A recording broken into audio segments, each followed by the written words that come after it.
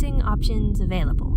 Can I help you? Yeah, I want this, but I'm not totally clear on the difference between leasing and financing a spaceship. Well, it's just like leasing or financing a new car, except this car happens to reach 50,000 miles per hour and can navigate in outer space. But other than that, it's exactly the same. Right.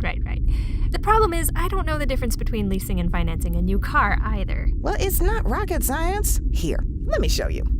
Leasing a car is like agreeing to rent it for a fixed term of 3 to 5 years. You pay a deposit, you make monthly payments, and at the end of the term, you return the car and can start the process over again with a new car. Financing a car means buying it with the help of an auto loan. You pay a deposit, you make monthly payments, and once the loan is paid back, you own the car. In general, leasing payments are lower than financing payments. Whoa. Leasing means I get a brand new spaceship every few years and payments are lower? Sign me up. Ha, not so fast, Space Cadet. You need to understand that your monthly payments are designed differently depending on whether you're leasing or financing. When you're buying a vehicle, your monthly payment goes to repaying your lender plus interest.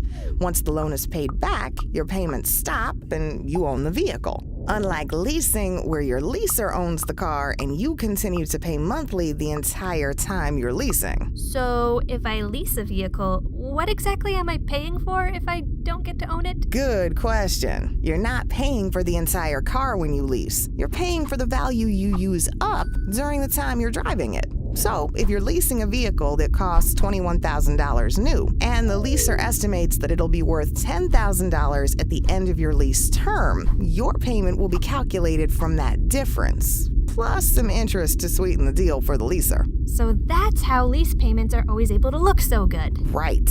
In the short term, based on monthly payments alone, it's cheaper to lease than to finance. But once you've paid back your auto loan, that changes because you no longer have to make monthly payments. Plus, you get the benefit of any residual value if you decide to sell or trade in your car after some time. Of course, there are other factors that can influence the value over time. When you own a car, you assume responsibility for major repairs down the road, whereas leased cars are well covered by a warranty.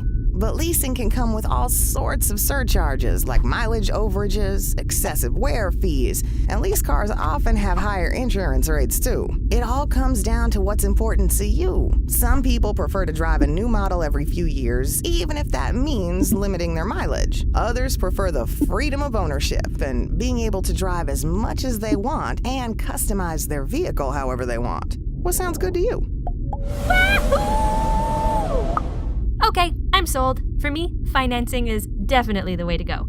How much does this baby go for? $21 billion. On second thought, I can't even do the whole space travel thing because I'm allergic to stars.